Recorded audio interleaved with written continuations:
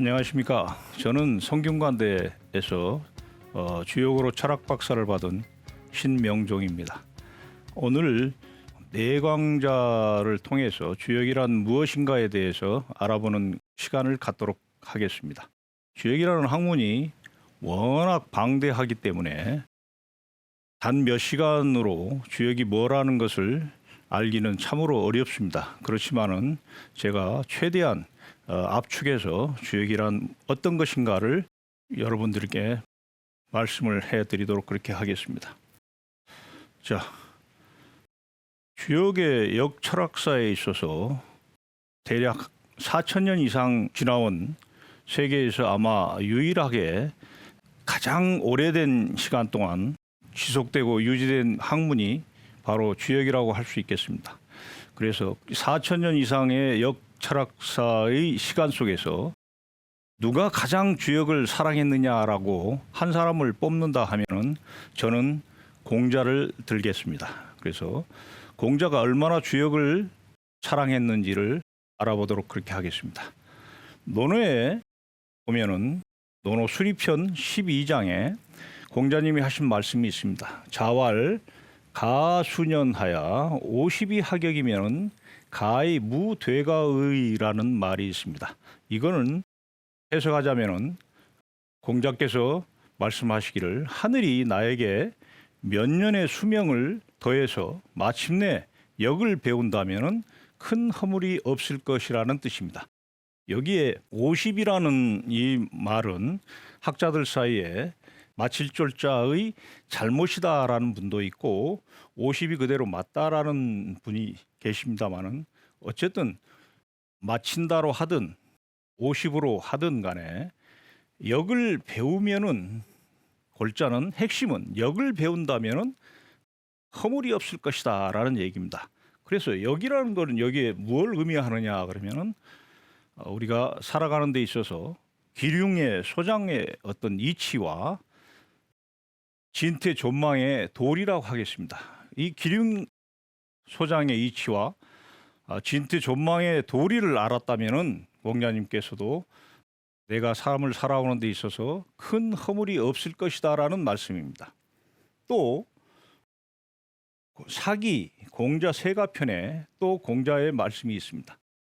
공자 많이 희역 늦게까지 역을 좋아하셨는데 이거는 이제 서술하다라는 이제 서자로 보시면 되는데 단전, 계사전, 상전, 설계전, 문헌전을 서술하시고 역을 읽는데 가죽으로 묶은 끈이 3번 끊어졌다. 그리고 말씀하시기를 가수년 여기에 보면은 이 가와 이 가는 빌리다 또는 더해주다라는 말인데 어쨌든 나에게 수명을 몇 년 더해 주신다면은 만약 이와 같이 한다면은 내가 여기에 있어서 빈빈할 것이다. 빈빈이라는 말은 논어에도 나오는 말이죠. 문질이 잘 어울릴 때 문과 질. 그래서 꾸미는 외적인 부분과 바탕인 내적인 부분이 서로 조화를 이룰 때 문질이 빈빈하다라는 얘기를 하는데 공자님께서 얼마나 주역을 좋아하셨는지를 알 수 있습니다. 우리가 공자님 말씀 중에 이 위편 3절이라는 말은 지금의 사자성어로도 자주 쓰이는 말입니다. 책을 공부하기를 좋아해서 가죽끈이 3번 끊어진다라는 얘기는 얼마나 공자님께서 주역을 열심히 자주 보셨는가라는 것을 알 수 있습니다. 그래서 감히 단언컨대 4,000년 역철학사에 있어서 공자님만큼 주역을 좋아하신 분은 없었을 것이다라고 단언할 수 있습니다. 자, 그렇다면 여기 가지고 있는 위상은 어떻느냐? 여기 우리가 경전에서 차지하고 있는 그 위상을 살펴보면은 이 오경 채용 합일지도라는 것을 통해서 우리가 잘 알 수 있는데 이 오경 채용 합일지도는 양촌 권근 선생, 조선 초기에 삼봉 정도전 선생과 함께 조선 건국의 기초를 닦으신 양촌 권근 선생이십니다. 양촌 권근 선생님이 입학도설이라는 책에서 만든 오경 채용 합일지도인데, 여기 보시면은 역이라는 역경과 시경, 서경, 그리고 예기, 그리고 춘추, 이 오경이 어떠한 관계를 가지고 있느냐라는 것을 한눈에 보기 쉽게 정리한 그림입니다. 보시면은 역은 전체다. 우리가 동양 철학을 채용론이라는 말을 가지고 자주 설명을 하는데, 채용이라고 하는 것은 본체를 얘기합니다. 본체. 그리고 용이라고 하는 것은 작용입니다.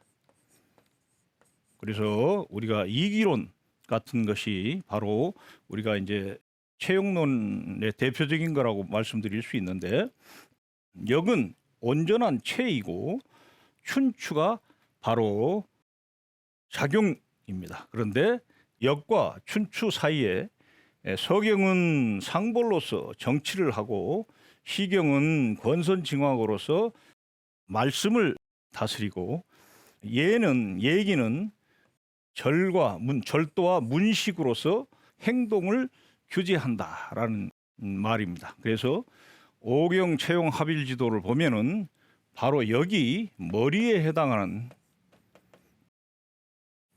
그런 위치에 있음을 우리가 잘 알 수 있습니다. 이걸 보면은 여기 우리 동양의 경전에 있어서 얼마나 중요하다라는 것을 잘 알 수 있습니다. 자, 그럼 이런 역경이 우리나라에서, 그러면 아까 전에 공자님께서 역을 가장 좋아하신 분이라고 말씀드렸는데, 그렇다면은 우리나라에 있어서 주역을 가장 사랑한 분이 어느 분이냐라고 한다면은 수많은 분들이 계시겠습니다만, 저는 단연코 다산 정약용 선생님을 꼽겠습니다. 다산 정약용 선생님은 많은 책을 지었습니다. 수십 종의 책을 지었죠. 뭐 목민심서, 흠음심서, 경세유표, 뭐 춘추 고증, 마가와 해통, 언어에 관련된 책에서부터 국토 아방 강역고, 지리에 관련된 책, 그리고 경전에 관련된 책, 그래서 수십 종의 책을 지었습니다만은 다산이 가장 아낀 책을 꼽는다 하면은 두 가지 책이 있습니다. 여기에 보이는 주역사전이라는 책과 상례사전이라는 책입니다.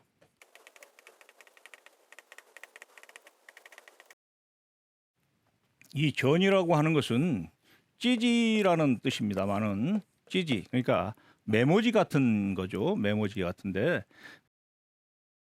본인이 지은 책을 겸양하는 의미로 전이라는 말을 붙였습니다. 여기 보시면은 시이자 가계라는 두 아들에게 남긴 집안의 가르침이라는 그런 편지에 보시면 시문집에 실려 있는 가계에 실려 있는 책입니다. 주역사전은 시오득 천조지 문자로 만만 비인력으로 가통이거나 지려로 소도오라, 유능 잠심차서하여 실통오묘자는 즉 자손 부무이니 천재이루에 애지중지하여 당배 상정하리라라는 그런 글입니다. 해석하자면은 주역사전은 내가 하늘의 도움으로 얻은 문자로 만의 만이라도, 만의 만, 이게 억분의 일이죠. 만의 만이라도 사람의 힘이나 지모 또는 사려로서 도달할 수 있는 것이 아니다. 능히 마음을 가라앉혀서 이 책을 대하여 모두 오묘한 것을 통한 자라면 곧 내 자손이나 부모와 같을 것이다. 천년에 한 번 만나는 것처럼 그를 사랑하고 소중히 여겨 마땅하게 보통의 정보다 더 2배로 해야 될 것이다 라는 말씀을 남겼습니다. 이처럼 다산은 주역사전이라는 이 책을 지어서 자기가 수많은 책을 지었습니다마는 주역사전과 이 상례사전은 꼭 후대에 남겨졌으면 좋겠다라고 할 정도로 주역에 대해서 많은 관심과 애착을 가지신 분입니다. 자, 그렇다면 지금부터 역이란 무엇인가에 대해서 알아보도록 하겠습니다. 첫 번째로 역이라는 명칭이 도대체 어디에서 유래되었느냐라는 것을 알아보겠습니다. 역은 여러 가지 설이 있습니다만 두 가지로, 첫 번째, 해와 달이 해의 문자이다. 그러니까 해죠. 해와 달을 합친 해의 문자에서 이 역이라는 글이 유래됐다라고 하는 설과, 두 번째는 척석, 이 척석이 글자가 좀 잘못됐네요. 석척입니다. 석척.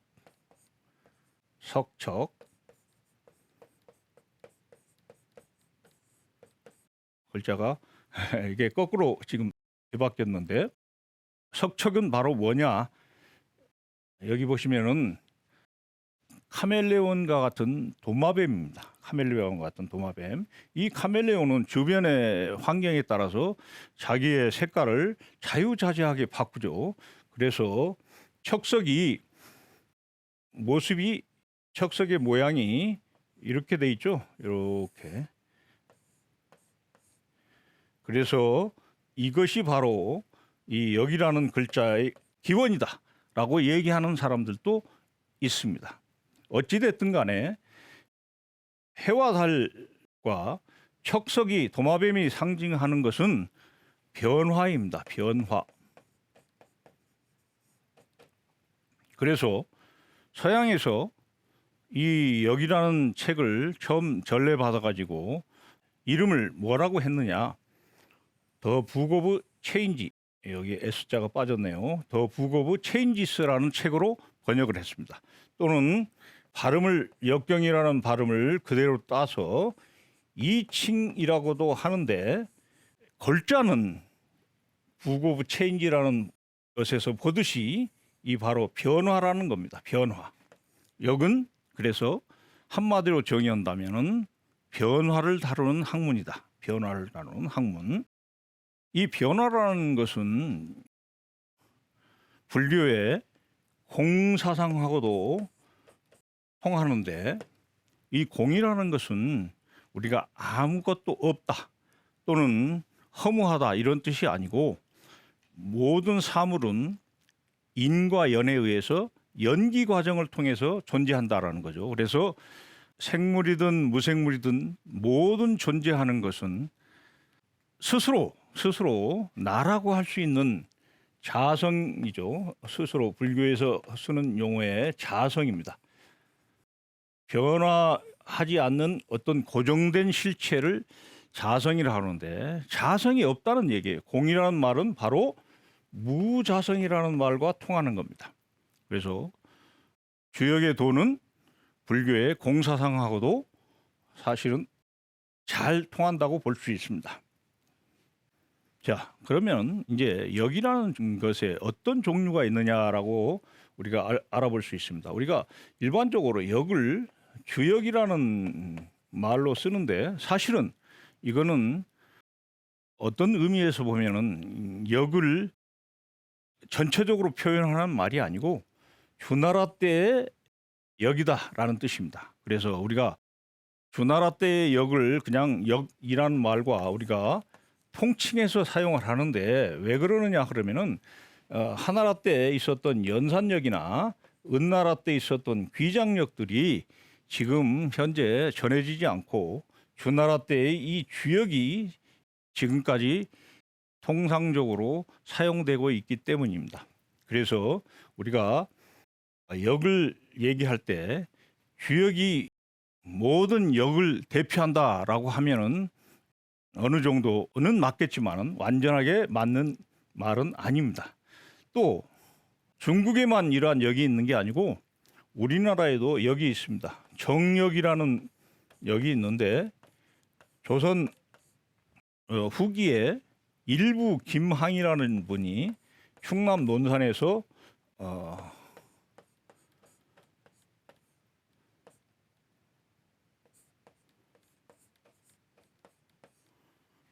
정역이라는 책을 만들었어요. 그래서 후천 개벽을 얘기하셨는데 우리나라에도 우리 고유의 역이 있다라는 것을 알아두셨으면 좋을 것 같습니다. 자, 그러면은 지금부터 역이라는 것이 무엇을 다루고 있는 책인가라는 것을 알아보겠습니다. 역은 소위원의 세계와 소당연의 세계가 결합된 종합적인 학문이다. 이렇게 한마디로 말할 수가 있습니다.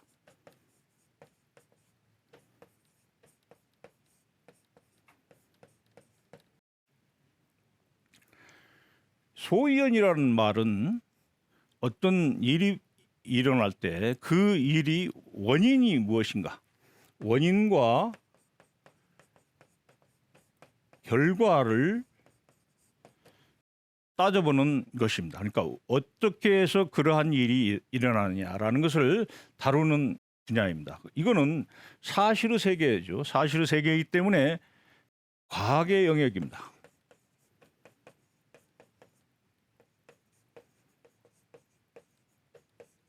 영역이고, 소당연이라는 것은 사람이 살아가면서 마땅히 해야 할 도리를 말합니다. 부모는 자식을 사랑해야 되고 자식은 부모를 효도해야 되거나, 또는 어른을 보면은 공경해야 되고 어린 아이들을 보면은 사랑해야 되는 그러한 것들이 바로 우리가 마땅히 해야 될 도리입니다. 그래서 이거는 사실의 세계와 다른 거죠. 그래서 이거는 가치의 세계입니다.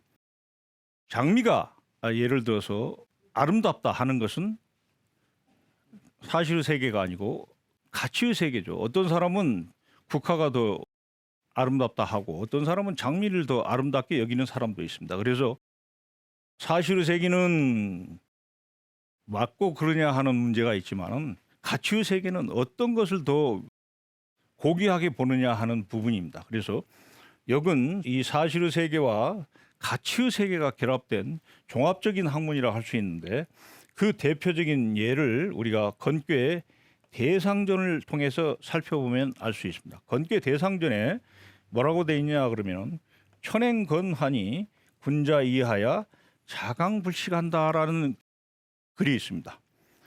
천행건이라는 말은 하늘의 운행이 굳건하다.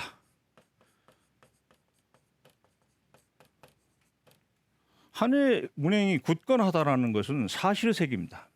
무슨 얘기냐 그러면은 해가 동쪽에서 떠서 서쪽으로 지는 것은 매일 변함없이 그러합니다. 만약에 해가 하루라도 우리가 지구에 안 뜬다면은 지구상에 있는 생명체들은 아마 사는 게 어려울 겁니다. 그래서 해가 뜬다라는 것은 사실의 세계입니다. 그리고 그 해가 변함없이 뜬다. 그것을 군자가, 여기서 이 자는 본받는다라는 뜻입니다. 본받아서 스스로 굳세고 쉬지 않는다. 여기서 스스로 굳세고 쉬지 않는다라고 하는 것은 목적어가 생략되어 있는데, 무엇을 스스로 굳게 하고 굳세게 하고 쉬지 않느냐라는 것은 여기에 인도입니다. 인도. 즉 하늘이 운행이 굳건하다 하는 것은 사실의 세계이고, 이거는 천도라고 할 수 있습니다. 천도를 보고서 군자가 본받아서 인도를 굳세게 행한다라는 뜻입니다. 즉 사실의 세계와 가치의 세계가 결합되어 있는 종합적인 학문이 바로 주역이라고 할 수 있습니다. 이러한 학문은 아주 동서양을 막론해서 보기가 드문 거죠. 학문들은 다 사실의 세계를 다루거나 가치의 세계를 다루거나 별개로 우리가 나누어져 있습니다. 그런데 이것을 주역이라는 이 책은 사실과 가치의 세계를 종합해서 자연 현상을 통해서 인간이 어떻게 살아가야 될 것이냐 하는 가치의 세계로 그 패러다임을 전환한 종합적인 학문을 다루는 책이다라고 정의를 할 수 있겠습니다. 그렇다고 하면은 이러한 책은 누가 만들었느냐라는 것을 우리가 살펴볼 수 있는데, 자, 8괴는 복희 씨가 만들었다고 합니다. 복희 씨가 만들었다고 하는데, 이것은 계사전에 실려 있는 문장을 통해서 우리가 복희 씨가 만들었다고 할 수 있습니다. 옛날에 복희 씨가 천하의 왕노릇 할 때 우러러서 하늘에서 상을 보고 구부려서 땅에서 법을 보았다. 조수 새와 짐승의 무늬와 땅의 마땅함을 보고 가까이 몸에서 취하고 멀리 사물에서 취해서 이에 비로소 8괴를 만들었다. 이 글을 통해서 우리는 복희 씨의 시대에 8괴가 만들어졌다라는 얘기죠. 그러니까 단순하게 8괴는 삼획으로 이루어진 이러한 괴들을 얘기합니다. 건괴랄지 택괴랄지 이러한 괴들을 얘기하는 거죠. 이 삼획괴를 64괴인 6개의 획으로 이루어진 건괴로 이렇게, 그러니까 8괴에서 64괴로 우리가 연역했다라고 하는데, 연역한 사람은 누구냐? 문왕입니다. 문왕이고, 문왕이 연역하고 여기에 원형이정이라는 괴사를 여기에 달았죠. 그래서 문왕이 64괴와 괴사를 달았는데, 이것도 계산전에 있는 글귀를 통해서 우리가 유추해 볼 수 있는데, 여기 흥성한 것은 중세시대 중고 아닌가. 역을 만든 자는 우한이 있었을 것이다. 이 우한이라는 말은 문왕이 유리에, 주왕에 의해서 유리에 갇혀 있었던 그러한 어려운 시절을 얘기합니다. 주자가 본의에서 뭐라고 해석을 했냐면은, 하상의 말에, 하나라와 상나라의 말기에 역도가 중간에 쇠미해졌는데 문왕이 유리에 구속되었다. 그래서 그때 단사를 매달았다. 이 단사는 바로 괴사를 얘기합니다.